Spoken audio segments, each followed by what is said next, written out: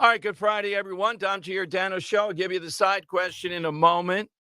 We got all kinds of breaking developments and people reporting in, including this outright, at the airport. Why are people stealing cars at the airport? With all the cameras, with all the monitoring, you would think, and have a good deal of police presence, because it's Krasner land. That's why nothing matters. Ugh. And Larry Krasner, as I just said, sent out that directive. You'd think he would wait a little bit. A guy that the cops don't want showing up at anywhere near them when they're shot and in the hospital. We've seen that before. Krasner saying, yeah, it's because gun crazy politicians. Why is this guy able to say that? How does he know these were legal guns? He claims they can't be traced. He said the very same gun crazy politicians are putting these guns in the hands of people. But I'm supposed to refrain from saying, I wonder how many times these people have been arrested. I wonder what kind of signals they get from Krasner land. I'm supposed to refrain from saying that. No, I'm not going to refrain from anything. So we may be joined by the FOP to give us an update. Last week, 3 cops shot in Philadelphia. Then last night, right around the time the Phillies clinched and moved on, right around then, 2 cops, not even on duty yet, heard breaking glass. Did they say, well, I'm not on duty yet? No. No, you clowns in the DA's office. They responded to that. But these are the people you want to persecute and prosecute, not the people that are running wild. They're your fans. They know Uncle Larry will take care of them. All right, Don't mean to Dan. throw you a curveball, Dom, Yeah. but it sounds like we might have Scott Perry checking in here in a minute or two. Okay. Well, I'll let you know It's no ASAP what's curveball. going on. Yeah, because Scott Perry's the head of the Freedom Caucus, and we want to hear from him what the hell is going on with Republicans here. Now, look, we told you this last week. People were going down the path lionizing Matt Gaetz, and I said, well, if it results in a Jim Jordan, something like that, okay, I don't like Matt Gaetz. He's repugnant and all that. Stop it already with Gaetz. But that'd be a great outcome. Well, now it appears, and Scott Perry's the head of the Freedom Caucus will know a little bit better, they're having trouble deciding on anybody. I don't know why Scalise dropped out. We know he has cancer. Seems to be under control, but there was some concern about that. And they just can't. The worst option, if they do this, then I'm out and you are too. It's one representative from Arkansas talking about making a deal with the Democrats. The Democrats will vote for a speaker acceptable to them, and you'll give the Democrats concessions. Can you imagine? I don't think Scott Perry's going to take that tact, but I do want to know where he might go. He's here with us. Representative Scott Perry from Central Pennsylvania here and the head of the House Freedom Caucus. No better day to get Scott Perry on for some calm and some sense. Representative, what can you tell us is going on? Well, I'll tell you what's going on is chicanery. Here's what's happening. Jim Jordan has emerged now as the lone standing viable candidate, and the swamp is doing every procedural thing that they can do to try and upend his candidacy to the point where just minutes ago in the conference, there was a move to reinstall Kevin McCarthy as the speaker. God. And I think that after a bunch of scurrying around and yelling and so on and so forth and ill feelings, that it was apparent to him that he would not have the votes, and so he had the motion withdrawn and saved that face. So now what's going to happen is we waited half an hour to have all the declared candidates, and of course there was only one, but now suddenly there's a dissent candidate that is running, and then at 1:00 we will go in for the candidates forum. We will hear from the 2 candidates. There will be a question and answer session, and then we will see if we can nominate the speaker candidate. And I fully expect Jim Jordan to be nominated.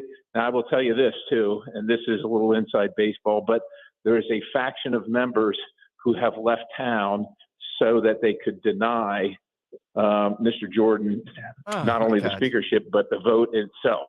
And so we're Yeah. trying to figure out how we can track them down, make sure that they're famous and get them back to Washington, D.C., back to work and back to our business. Absolutely. Well, look, we have great trust in you, and I'll level with you. I'm in the camp that said last week, if it comes down to Jim Jordan ultimately, and you were on with this, that would be great. I'm not a guy saying, oh, it's chaos and all, but I got to say, hearing what you've said now is not chaotic. It's just the swamp. You're right. It's just getting in the way when you only have one body of Congress preventing a united front. Right. The swamp, this town, this operation here, the Uniparty, they only want people that are controlled by them. And Jim Jordan represents someone that is not in the pipeline, does not owe them anything, is not going to bend the knee and bow to their will. And they simply can't have that. And, as constituents, as citizens, we always wonder how we send our good people to Washington, D.C., and then nothing happens except it seems like only what Washington, D.C. wants happens, and nothing that we want out in the real world happens. This is why. And so the swamp, I will just tell you, they're going to do everything they can to deny Jim Jordan the speakership. But I believe that if we can force these people to the floor to a vote, and again, when we're missing, a dozen people, we can't go to the floor. We won't have a quorum. And we certainly won't have the majority. But if we can force them onto the floor in front of God and country and ask them who they're voting for and have them vote against Jim Jordan, they likely won't be coming back to Congress. And they know that, which is why they're trying to avoid having to go to the floor to vote, because they don't want to vote for it. You hit it on the head, too. When you're in Congress, we got to see your face and know your vote. None of these secret votes, none of this stuff. That's exactly right. Now, is one of these, I think he's from Arkansas, this congressman who was in the news yesterday, congressman, and he's talking about, well, let's see what we could concede to the Democrats, get a few votes for them to have a speaker. My God, you know better than anybody. You're plugged into this, how reluctant people are already with the Republican Party. You do something like that, it's over. That's exactly right. I mean, I think if nothing else, the American people are just looking for a little hope out there, right? They're watching, of course, what's unfolding in Israel. They're living what's unfolding in their daily lives, and the gas prices, the food prices, the electricity bills, just unable to afford their daily living because their paychecks is essentially 20% of them have been taken away since Biden was elected into the presidency. And so they're looking for a little hope. And the way to drain every last bit of hope from them is to have the one half of 1/3 of government that the people that are supposed to be saving them ceded to the people that are destroying their lives. And we simply cannot allow that to happen. And anybody that would say that, I think, deserves the scrutiny and the ire of the Republican voters that sent them here. Well, I hope my Republican voters didn't send me here to give up to the Democrats. No, that's one of the reasons you're the chairman of the House Freedom Caucus. But I might add, you're not a bomb thrower type. That last week when we talked with you, you talked about, mainstream candidates like Jim Jordan. I'm not using mainstream in a bad way. I'm saying someone who's not just going to come in and pillage or whatever, but is not part of the Uniparty. That's right. Someone that actually believes in the things he says. He wrote a book. Just do what you said you were going to do. It's out there for everybody to know if they wonder who Jim Jordan is. And most people, of course, don't know him like I do. But I can tell you that the Jim Jordan I know is the salt of the earth person that's out there in the weed whacker, on Sunday afternoon after church, taking care of his lawn, having family dinners, and making sure that his little nieces aren't forced to, shower with men in the locker room. That's the Jim Jordan I know. And he's just like every other one of us that gets the world as it should be. And he's just not going to cave in to this place. I'm not saying it's going to be easy and we're always going to be thrilled with him, because I've had my differences with Jim, but he's an honorable guy and he's honest. And just think about those two words. Yeah. That's the person we want to have as speaker. And let's face it, we've had questions in the past of those two things. Let's not have that. Exactly. Congressman, thank you for squeezing us in. I know how tight this is. And if anything breaks that you want to talk about, your people just call Dan. We're here. We instantly will go to you. Well, God bless you. Thanks for the opportunity. Keep praying. All right. There's Representative Scott Perry. Dan, did you see my face? Are we on YouTube at this point, Dan? Yes. Yeah, yes. we Sorry. are. Sorry. I don't know if YouTube.com/@1210WPHD. Did you hear that sentence? I didn't want to say it with him. We were pressed for time. He said Jim Jordan's the type of guy Sunday afternoon is going to be out there with the weed whacker, right? And then the family dinner, and he's not going to let his nieces have to shower with men. That was quite a sentence. Now I nominate Jim Jordan and put that sentence out there. Wow. Wow, that was pretty good. All right, give me your response to where we are. You heard Scott Perry right now. This is troubling at this point. It's not just chaotic. You heard what he said, how you have certain Republican Party members, and when the dust clears today, we'll name them, see if any. Can you imagine Kevin McCarthy coming back after all this? Oh, my God. How many times have we been down this road? No, that's over with. All right, it's 855-839-1210. You get in. We'll keep you updated, too, on the latest. This situation with the shooting of one officer, 22 years on the force, leaves behind a wife and son. And the other, I'm not sure the severity of it, but thank God. I know he was shot. We will find out the severity of it at 1:30 today when John McNesby joins us. John McNesby is going to join us, and I'm sure he has a lot to say about. And can you imagine Larry Krasner putting out a directive in a moment like this, attacking the NRA and guns? This city is sick, and Larry Krasner is the outward example of the bubonic plague here when you see him. God. 855-839-1210. Let me give you the side question here. President Biden coming to town. Dan, you don't know the relief I saw this morning. Rose says, well, I heard where he was going to be. Then she forgot it. I had DJ on the phone with her. We're trying to break through because we couldn't find it anywhere last night. I don't know. I'm going to sleep. He's over at the Tioga Marine thing over there. And he's not landing till 1:45 because I'm coming back from taping Inside Story. It's a really good one on Sunday at 11:30. And I'm thinking, oh, man, if I get marooned by Joe Biden, I'm going to have to walk from. I'm actually thinking, how quickly down the road can I get? How far could I run? I have my sneaks in the car. Jog all the way back, do the show out of breath. Yeah, I don't know if I could do 10 miles of that. No, I can't. I might be able to do 2 miles jogging and the rest walking. Yeah. But I don't know what shape I'd be in when I got here to do it. So thank God that's not definitely would have happening. had a video component if that were the case. Oh, yeah. That's all. Might be covered in Don't get him in there. Just cover it. Yes. So Joe Biden, disruptor today. You know how things shut down. That's our key word. Hit us with an all-time person who disrupted, meaning in a positive sense. They changed things. Something happened as a result. I'm going to take off Henry Ford. Pretty big disruptor, I think. Yeah, I think that's a great. You know what? I'm actually going to stick within the same kind of. Why not? The same kind of industry. How about a guy by the name of Ferruccio? He was an Italian guy, an Italian tractor maker. Right. And got into a beef when Mr. Ferrari, Enzo Ferrari, was using his tractor engines to make his coupes. So he said, you know what? I'm going to build a supercar that's better than any Ferrari out there.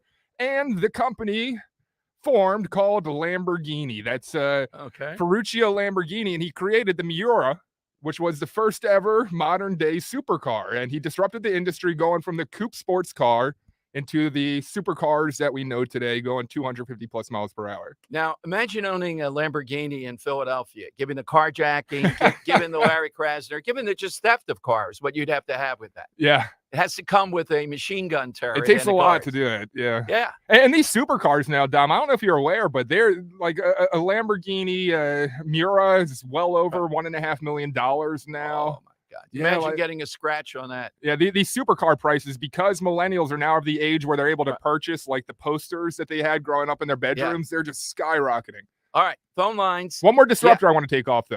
Just because I got to. Donald Trump. All right, completely disrupted the that's true. bipartisan, and then even further, I mean, RFK. Could be a disruptor. Well, I think he's going to be a huge disruptor. I think he's going to decide the election. I don't know which side, but I'm leaning toward he's going to decide it Trump's way. Phone lines are 8. Think about that, Dan. If RFK Jr., Dan, here's another argument for Trump. If RFK Jr.'s in there, right? Who do you want as nominee, DeSantis or Trump? Because if it's DeSantis, I think RFK Jr. gains. The novelty of it, he's a real disruptor, that kind of thing. If it's Trump, you already have a disruptor. Just a theory. All right, let's talk NFL. Snap into action this NFL season with FanDuel in partnership with Valley Forge Casino, America's #1 sports book. Right now, new customers get $200 in bonus bets guaranteed when you place a $5 bet. That's $200 in bonus bets, win or lose. It's easy, too. They have all your favorite bets. You don't have to be a football expert at all. So if you've been thinking about it, you've heard me tell you about FanDuel enough. There's no better time than now to get in on the action. You really like the FanDuel app. Again, very easy to use, wide range of betting options, over-unders, player props, whether Taylor Swift will ever lose a game where she's there. She won again last night. No, that's not on there, but maybe. Visit FanDuel.com/Dom and kick off the NFL season with FanDuel, official partner of the NFL.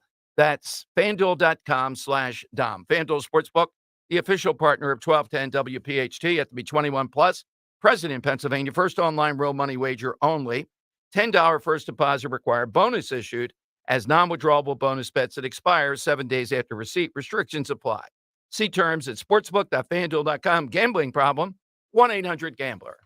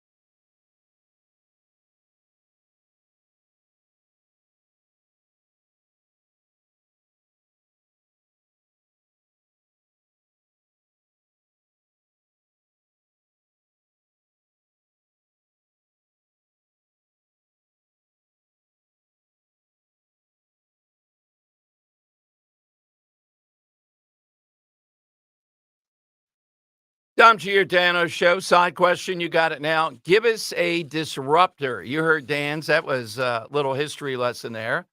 I said Henry Ford. It could be any way that you see the disruption. Of course, Donald Trump is a disruptor. RFK Jr. could be a big disruptor. I haven't seen the polling, Dan. Let's say it's Nikki Haley against RFK Jr. I think that's the most horrible thing that could happen. The contrast of Nikki Haley for Trump MAGA people with an RFK Jr., they're going to go for him. So we'll see if he's that big of a disruptor. All right. Now, occasionally, we like to remind you that progressives, Democrats are overplaying their hands. And it's maddening. If you didn't have talk radio, you'd probably believe that most people agree with this. We're going to play you this Wisconsin representative who, when asked about trans people, males, in female sports, he goes off, Democrat, of course, and tells us, well, the way he sees it, he tells his granddaughters, I think he says, they're just going to, the granddaughters agree that women or girls are just going to have to work harder. Do you think, I'd love to get that guy to sit there for a half hour with me, then tell Republicans, buy $1 million in advertising. Just put this guy on. Just let him blab this type of stuff. And let's see what people say about it. Listen to this. Females will just have to work harder. And my granddaughter, who's playing college sports, I asked her about this when we had this 2 years ago, and she said, you know what? If a trans woman was competing against me in the sport, then that just means if that person's better than me, I need to work harder. And my Oh, was that? That was it. Yeah, sorry. Oh, okay. It repeated there at the end. Oh, okay. That's what you heard there. All right, then. Come on, man. Yeah, where are the Democrats? That guy better be in hiding. Democrats going to take him out. I mean, my God. And the granddaughter, I want her under oath. I want to have her testify to that. What kind of nutbag? Is she another nutbag progressive? My point is, they're going overboard on all this stuff. How many of them showed their hand this week with Hamas? And what happened there? They're overplaying it. And this is a perfect example and an issue. And they're going to say, as we get to the election of 2023, but 2024, oh, you don't want to talk about the real issues. You just want to have all these cultural wars. No, you're the crazies that are bringing it up. That the granddaughter, this is like Josh Shapiro's son, Dan. He hasn't weighed in on this yet, I guess, right? Does he have a position on if a trans girl is beating him or how that were his sister or whatever? Does he think, yeah, we're just going to have to work harder? That's what Dad says. Get out there and work harder. Oh, really? Can you imagine this blowhard Democrat? What? Yeah, that's one. We got to keep that one and play that periodically. It should give you hope. They can't hear the room, and they're hurting themselves. All right, Disruptor, hit us with that. 855-839. I got a potential winner that's on Yes. Twitter. I don't know if I want to take it off the board. Let's see. It's not on there yet. Someone wrote in Bitcoin. Jim wrote in Bitcoin as a disruptor. Well, You think it's proven to be a disruptor, no, or you think it's going to? I think it's proven to be a scam. A scam? Yes. Yeah. I see Matt. Because you look at like the situation that happened down in Argentina, where their economy collapsed and Bitcoin kind of took the place. Yeah, but how about Matt Damon telling us about the Romans? History favors. Yeah, but that was a different one. I mean, that was a scam. Yes. I mean, it became known to be a scam with Sam Bankman-Fried and all that. But yeah, but what I mean is, though, that's a disruptor with your pocketbook. Yeah, they're bad disruptors too. Could be a good disruptor, could be a bad disruptor. All right, Dan, let's tell the Cherry Hill story. Our buddy Steve Feldman's going to be here from Zionists of America at 2:00 today. There's a lot happening on Monday. He's got something around this whole Palestinian Israeli thing that's happening here in Philadelphia. You're going to want to hear. Well, what happened at Cherry Hill High School, as far as we know? Yeah, so this is my understanding of how everything played out. News came out yesterday that there was a Palestine versus Israel kind of discriminatory fight that broke out in the lunchroom. And the story, I grew up in Cherry Hill, and contextually, the east side of Cherry Hill has a very, very strong and vibrant Jewish population. Mm-hmm. Cherry Hill East High School is surrounded by 2 synagogues and the JCC. Right. Anyway you walk out of the high school, you will run into, a very important Jewish building. So early in the week, a female was pictured walking along the main road that runs in front of Cherry Hill East in between the synagogues. with a Palestinian flag, promoting pro-Palestinian beliefs. That social media post was then posted. That picture was then posted to social media. And that woman, she, reported that she felt, targeted. So that was taken down off of social media. And again, though, that post was then put back on social media and became shared hugely. This led to a conversation within the east side of Cherry Hill, kids in the high school and all. This moment went viral, and it seeped into the high school now with Palestinian kids, flying flags, some coming dressed in robes and such. And yesterday, one of those pro-Palestinian people at the high school approached a Jewish individual in the lunchroom, started, making comments. Shoves were thrown back and forth. The school resource officer responded. Things calmed down. But since then, parents throughout Cherry Hill, social media has been going crazy because, if you have a Jewish kid going to Cherry Hill East, I think it's appropriate to feel somewhat concerned about their safety. Yeah, well, and today is Jihad Day. Come on down. Yeah. A maniac over there in the Middle East threatening, let's do a jihad today, this Friday. But Dan, I am shocked that LaSalle has now condemned Hamas. Are you amazed? I am. Yeah, and they just issued it. I have it here. I'll read the exact thing here in a minute. But since we've been talking, oh, yes, this is it. And it's dated October 11th. Well, they cite Pope Francis. It's October 12th, gathering in prayer. Throughout the course of the week, we have witnessed reports of the traumatic reality of terrorism and human atrocities. We condemn the acts of terror and violence against innocent civilians by Hamas. And then they go on to say, we're going to hold a prayerful interfaith, something like that event. Please join us upon return from fall break on Wednesday, October 18th, 4 p.m. I think a prayer is fine, Dan. That should be the opener. But then there ought to be what they call a colloquium, in which they analyze how are these kids there at LaSalle getting the message to sign off along with the LaSalle Muslim Student Association, taking the side of Hamas and trying to remind us, well, look at what Israel's done. I think that might be more productive, but at least they did condemn Hamas here. Here is, though, we didn't know this. This just surfaced yesterday. Last Sunday, after these atrocities, you saw these groups walking through and saying intifada and all that, calling for violence. But here's what really happened at this pro-Hamas event in Center City last Sunday morning in the aftermath of the savage attacks. Listen to these people. I think that we should all give an applaud right now to Hamas for a job well done. When they woke up in the morning and they found the field hands in the house with a knife ready to cut their throats. I was late to the news, but when I heard it, I smiled. I don't want to hear that bull 250 innocent Israelis again. Again, I swear, I salute Hamas. A job well done. All right, then. Now, the FBI or the Philadelphia Police and others, Dan, you might think they might want to, keep their eye out on this group and this They're individual. too busy at the school board meetings. Yeah, they're too busy at the school board meetings or, being dragged into court by Larry Krasner. But maybe an eye on this guy. Sounds like a riveting orator, particularly in the beginning there. Notice how he's blending, too, the Black Lives Matter. The field hands have erupted here, and they have the knife to the throat. After what we've seen this week, it is just amazing.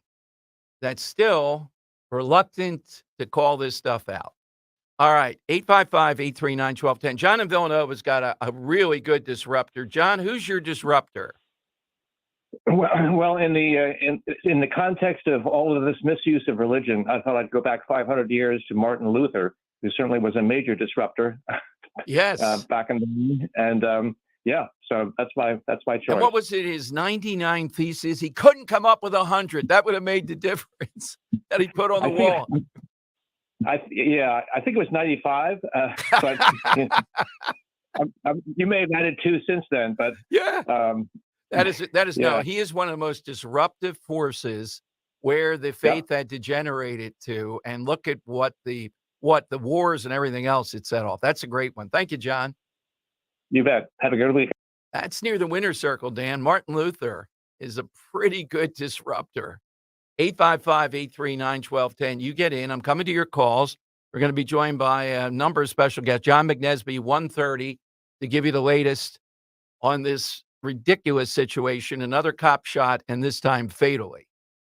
All right. And, we'll ask him about their efforts to help the widows of cops, the kids of cops, et cetera. It's ongoing. They do a tremendous job. You'll hear that at 1:30 today. Let's talk Rhino Shield, though, for a moment. There's still time to protect and beautify your home and time for winter with Rhino Shield. It looks like paint, goes on like paint, but Rhino Shield never chips, cracks, or fades. It's ceramic coating guaranteed for life. You never have to paint again. It can be applied to almost any surface, truly waterproof, weather resistant, durable, even helps insulate your home. Remarkable product, 25-year guarantee. Just as important as the product is the company and the customer experience they provide. That's where John Gilkey comes in, the local Rhino Shield owner. Great success with John and our listeners. He's worked directly with many listeners to upgrade their home with a durable, long-lasting alternative to paint. He's looking forward to working with you, too. Now's the time to call. Take advantage of the biggest sale of the year. Avoid potential pricing increases next year and get it done before the winter. Have that tucked away. Enjoy this and know you'll never paint again. Done before winter. Call John right now at 844-RHINO-99. 844-RHINO-99. The website, myrhinoshield.com.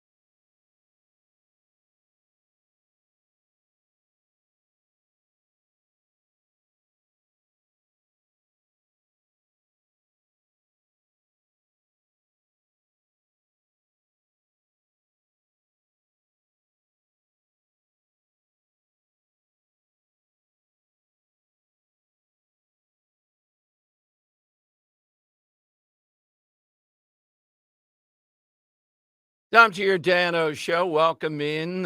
Things about the same as far as we can tell at Gaza, but Israel obviously massing up, giving Gazans some time to leave as the ground war looms, and that will happen.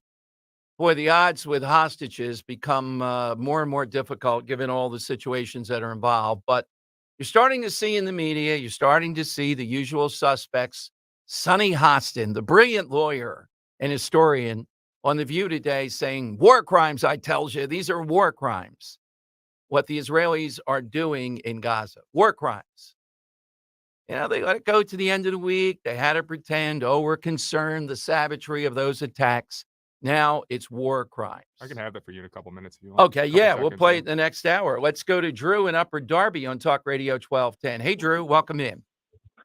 Hey, Dom, thanks a lot, man. I appreciate it. Dom, all week I'm listening and I'm hearing these callers who are actually calling in and they're justifying it, and I'm furious. I'm shocked, and they all had one word in common. It was occupied territory. Yes. Don't they get it? These areas are occupied because of this is where the terrorists harbor themselves. It all goes back to the Golan Heights in 1967. So 50 years from now, when Gaza is occupied, they're going to conveniently forget it's occupied because of this slaughter. Yeah, it's conquered. It's conquered territory, not occupied. Conquered. The Israelis conquered it during the wars when they were attacked with no provocation, Drew, and as a result, they're trying to create a buffer zone with this conquered territory.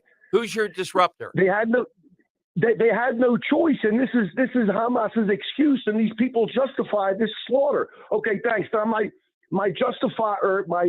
disruptor. The word is disruptor. I'm sorry. He's Ed Snyder. He made fighting actually part of the game in the NHL. I love that answer. Well, Ed Snyder it's quite a disruptor. Without Ed Snyder, I can't even watch hockey anymore. It's so boring. I miss the fighting, man. When he drafted Dave the Hammer, Bob the Hound, and Don Selesky, they were drafted to be bullies, and it changed the game. It became part of the game. Thank you very much. My favorite is Bob the Hound Kelly, Dan. When they would send him in, he would just skate aimlessly up and down, running into his own team, his own guys. Wrecking ball. And by the time I got to him, I had him at an event. People were coming up 30 years after he retired, whatever, buying him drinks. That's Philadelphia. Yes. Bryce Harper will get drinks bought in the next Nick 50 years. Castellanos, man. Oh, yeah. After last night. Yeah, look good. Yeah, the son got the whole shtick down there, too, going, I thought he was going to start doing this, and I think, wait a minute, that might be a problem. I love that story with the kid, though. Oh, yeah. All right, it's coming up. Scott Rutter, Colonel Scott Rutter, the pride of Father Judge High School in Northeast Philadelphia, captured Baghdad Airport during the Iraqi War, then served as a war correspondent for Fox News in Fallujah and the like. He'll break down what the Israelis are up against, what happens next. But John McNesby here at 1:30 today, the latest, his view on the shooting death of this police officer over at the airport. All on Talk Radio 1210.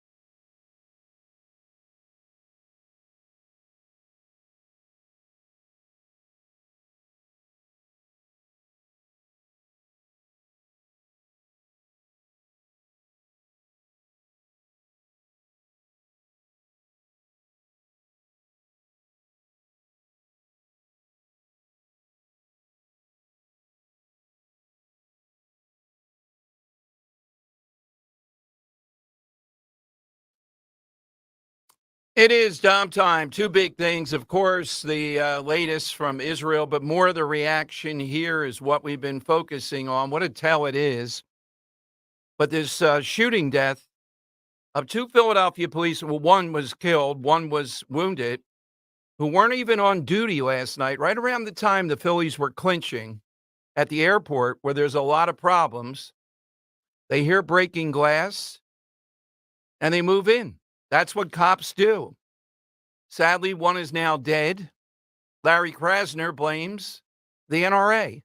I mean, there is no level to how despicable. Larry, you are a marvel of how far you can go. You just have to pause in awe at your despicability. The Israelis are conducting operational raids in Gaza, meaning they must have inserted teams there and are, you got something there, Dan? No, okay. And they are looking for the hostages. That's where we are versus a full invasion. Now, Scott Rutter is a lifelong friend. We met when we were at an I company doing a remote broadcast because I heard about this guy, the pride of Northeast Philadelphia, Father Judge. And Rutter led to capture a Baghdad airport way back when with Saddam. Then went on to be a Fox war correspondent, Fallujah, and the like, but helped us to broadcast from Gitmo, where we saw a terrorist, much like the Hamas terrorist, up close and personal. I'm looking at Dan through the glass. Dan, I was about that close as they're kicking a soccer ball back and forth, and then they were lunching. Insane. They were lunching at a table set up, an outdoor table. They were having a sandwich and all. And we're sitting there, observers, and like we could kill you here before you, By the way, buddy, I hate soccer. Play something else. Teach him how to play football. Yeah. I could throw the ball to him. That's true. Yes. Can you imagine? Yeah. They'd be marveling. Wow, that's a long pass. They've never seen stuff like this. All right. Scott Rutter's with us here on Talk Radio 1210. Hey, Colonel Rutter, thank you. Thanks for joining us, Scott. Hey, Dom, glad to be on board and great memories and great times, sir. Without a doubt. So, Scott, when you see this developing, we saw these people at Gitmo, and I think they're much the same. I mean, those were the people, the mastermind of 9/11, et cetera, were there. What's your sense of what we're seeing play out, and what's the challenge for the Israeli forces?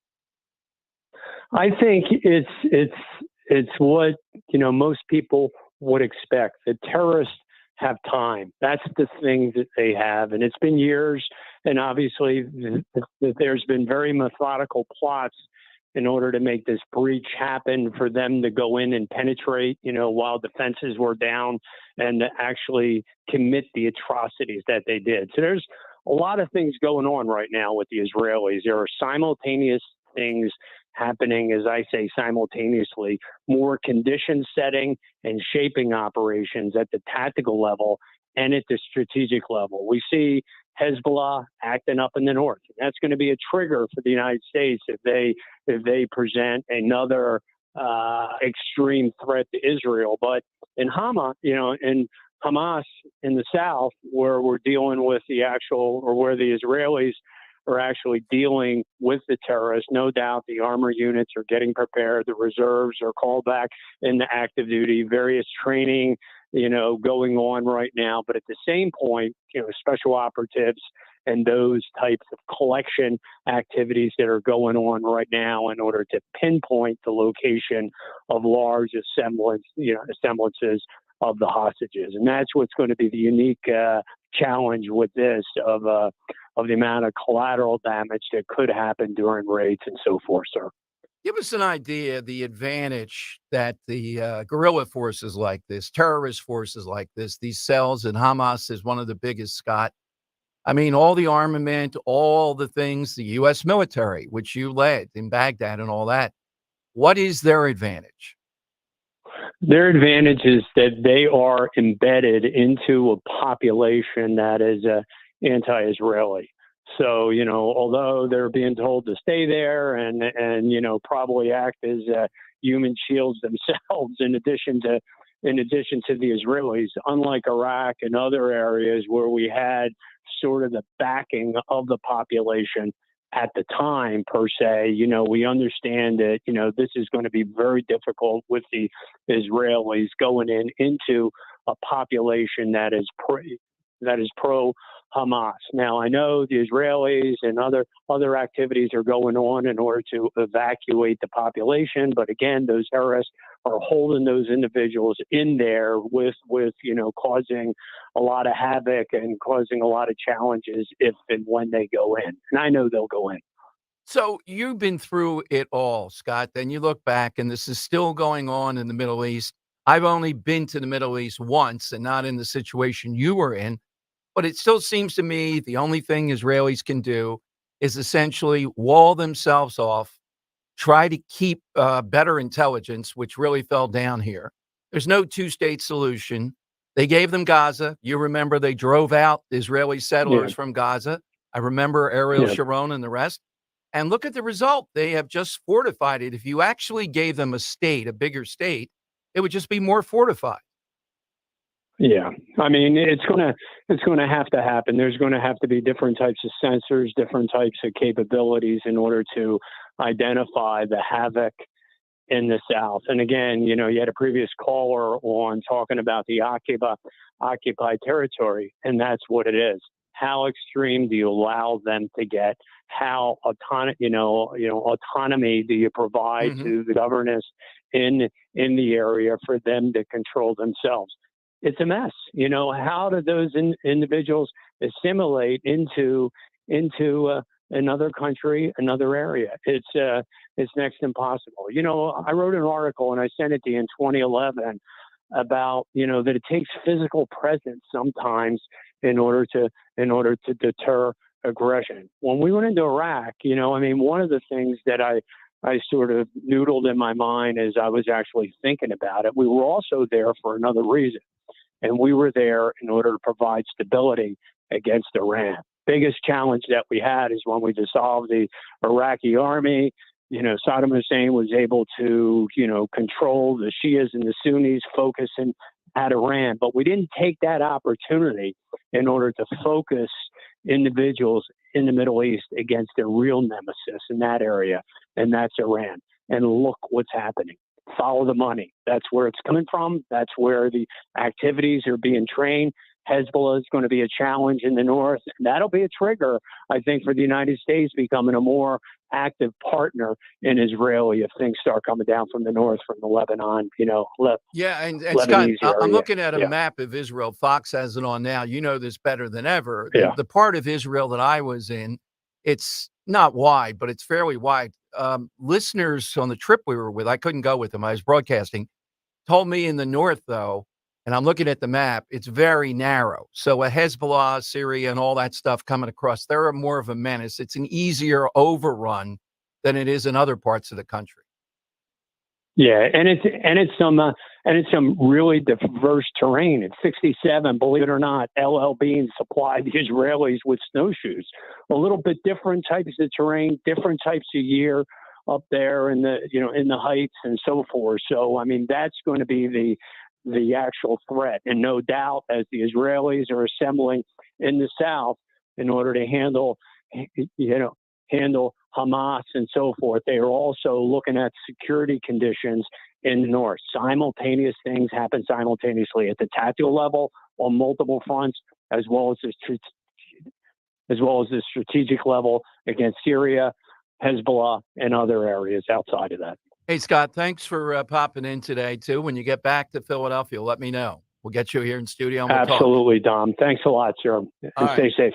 Thanks, Colonel Scott Rutter, Dan. And when we went to Gitmo, the then program director, female, Dan, you didn't know, lost her clothing. She had to end up wearing Scott Rutter's stuff. Oh, it was nuts.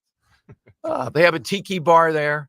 But seeing these guys, I mean, literally that close to where we are. I actually got to witness an interrogation. Was Rutter the one that you went on a jog with and you had to, No, that's David Petraeus. Oh, that was Petraeus. Okay. He was in charge of all American forces in the Middle East at that point. Yeah. It's afraid there might be a General, I got to, looks like Dom can't take it. I had run 3 miles in an 8-minute clip. I can't I can't do that. I can't even do one, really. I just force myself. So was Rudder the guy down at Guantanamo that was holding the cords together so you could stay on air? Yes. He was? Yes, he was a full colonel, yeah. Wow. And he's the one that broke through the bureaucracy and got us to do the first broadcast ever from Gitmo. Yeah. It's incredible. Don't try to fly in there. It's Lucky Airlines, and they tell you don't stand up. Can we do it again? You might unbalance the plane. Well, couldn't I want to go by boat this time. Okay. 855-839-1210. You get on board. So Israelis are raiding, looking for the hostages. It's not the full invasion force, but smaller forces in Gaza. That's the latest as we speak. Give us a disruptor. That's the side question today. We'll talk with John McNesby on a sad day with all that other news. Another cop shot, this time fatally. All right, how many healthcare providers do you know who schedule downtime in their offices for team training? Well, my good friend, board-certified prosthodontist, more importantly, my dentist, Dr. Robert Bentz, does that routinely. He and his staff are then extremely well-versed in all the latest technology that he has so that you get the benefit as a patient. One of the latest investments. Now, this isn't something you think of when you think of big-time dental stuff, but patient comfort.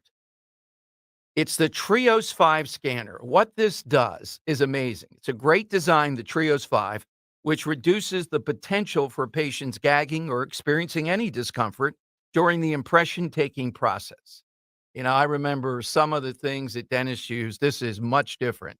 This process is much faster, much more reliable.